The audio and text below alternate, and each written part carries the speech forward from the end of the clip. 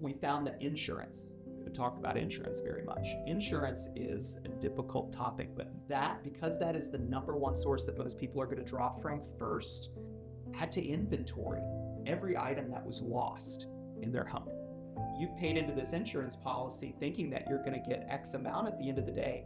And then they say, oh no, you have to make a list of every item you lost down to the last tube of toothpaste. Like mentally going through the house that just burned to the ground and opening every drawer. And okay, imagine what was in that drawer. List it. Go online and find a value. How much do you think that was worth? How re-traumatizing is that? I think there's becoming a growing awareness of it, about how the nature of hazards are changing. Folks in California, before 2015, were probably in your camp. Oh, wildfires happen, but they're manageable. After 2015, we have this era of mega fires, fires that are burning hundreds of thousands of acres each.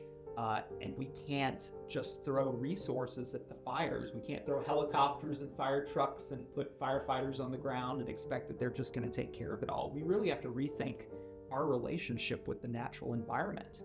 I don't think anybody denies that this is becoming a chronic issue. So we're moving from, these natural hazards being once in a lifetime sorts of events to multiple times in one's tenure in a house. So like the 30-year mortgage, you might have several events happen to you in that house in the time that you're living in it. That's a financial impact on you. If you think about the nature of climate change, which changes in the patterns of hazards, changes in the frequency, changes in the severity. Emergency management as a field needs to keep its eye on the long term. We can't go back to the way that we used to work, where a disaster would happen and then a fire would happen and we would just go and put it out. We can't focus all our resources on a reactive response.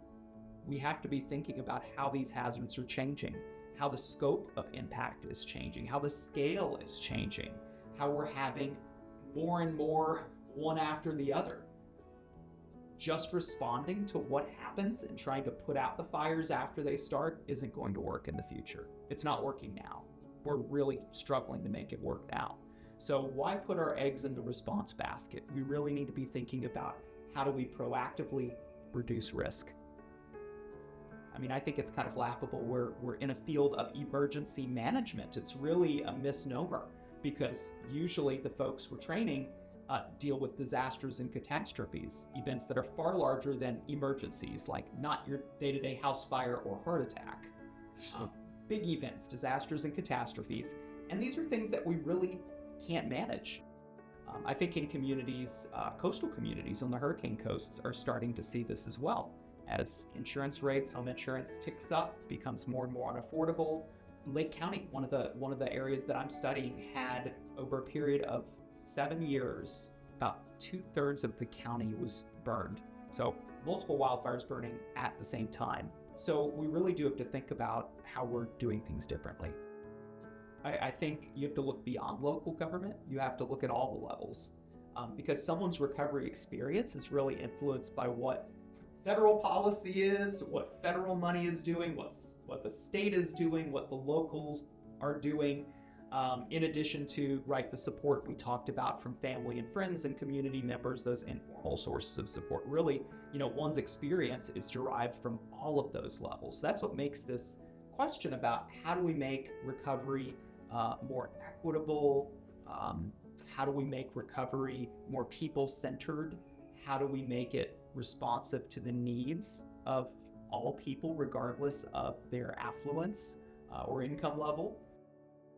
We found that insurance, we haven't talked about insurance very much. Insurance is a difficult topic, but because that is the number one source that most people are going to draw from first to start their own recovery process at home, we found disturbingly that just about all of our participants in California, the folks we talked to, had to inventory every item that was lost in their home.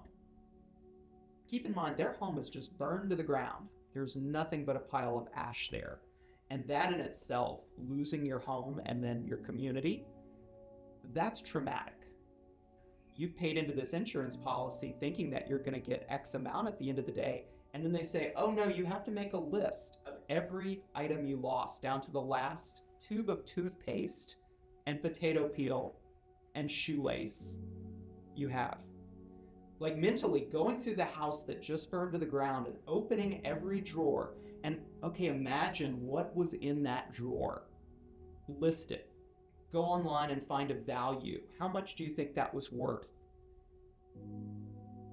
Room by room, drawer by drawer. How re-traumatizing is that? You know, we can't prevent the trauma, or we can't take away the trauma that comes with experiencing a hazard impact. But all of this re-traumatization that comes through itemization to get the money that you thought you were guaranteed anyway, that's just ridiculous. So that's insurance reform. That's a national level thing that needs to change. It's a national level policy change that needs to be enacted. Another thing that we found that was re-traumatizing to folks in their recovery process is multiple applications. The fact that FEMA requires a different application and can't share information with HUD, Department of Housing and Urban Development. So federal agencies can't cross-share data. So you have to fill out different applications for different programs. This is someone who's lost everything.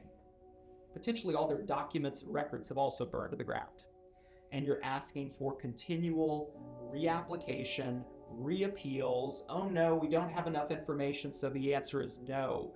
A lot of folks are losing faith in the government because of the nature of the process. It's not that the government can't provide or even want if the documentation is there, but it's that they are having to jump through hoops. You know, the burden of proof is on the person that's just lost everything. So I think, you know, a change there in the way we do that, a common application across agencies would really solve some of this re-traumatization. Moving to the state level, a lot of states have kind of a holistic view about how we might adjust to the changing nature of hazards, especially through land use planning, right? Really making conscious decisions about where we're going to allow development or disallow development. I think in a lot of ways, rural communities feel very, very left in the dust by these policies, disenfranchised, if you will. A lot of rural communities are in the wildland-urban interface. And if you're trying to say, well, that's not a safe place to build and you can't develop there, in a rural county that's almost all wildland-urban interface, how are you going to grow an economy? How are you going to grow a community? How are you going to attract people to live there? There needs to be some conversation to get folks at the state level and the local level on that same page and have a more unified vision of what resilience means. That, yeah, we need to have boundaries around growth. We need to build buildings to withstand stronger winds, embers from wildfires, floodwaters that might rise in areas. So yeah, we do have to build stronger, but what is that middle ground between affordability and hardening homes? What is that middle ground between economic development, housing growth, and then protecting these natural areas that could serve as buffers for some of these hazards? So really getting the state and local governments to have a unified vision for what resilience means. I think that's important. And then at the very local level, you know, you have a lot of communities who have plans to mitigate hazards. So that is basically a community has to plan every 5 years. What are the hazards that we have encountered in the past? How are we going to make smart decisions about investing in response resources and what hazards we want to buffer ourselves against, how we're going to educate our community about those hazards. There are also plans, the general plan or local comprehensive plan that kind of says, okay, here are areas we want to develop. Here's where we want to put in mass transit. Here's where we want to grow neighborhoods, right? So we've kind of a general land use plan. Here's where we want industry to go. So a lot of plans at the local level really need to talk to one another better than they do. And we need to be thinking about resilience as we do all those kinds of plans. How can we grow in ways that are safer, that provide stability over the long term for our residents, that don't just privilege economic growth, but don't think about the potential impacts of hazards? Memorials are another kind of instance where you can really get some community building, community-based engagement around how are we going to remember a disaster that happened, and make a place where people can go to remember, go to be educated on what happened, but also go to feel like they're a part of the future of this place too. Memorials are also very forward-looking. So whether it's a commemorative run where you're bringing community members together, or kind of something that we think of as a memorial built in stone that speaks to the many pasts that went into making this place, and the fact that all these people have a legitimate stake in the future of this place.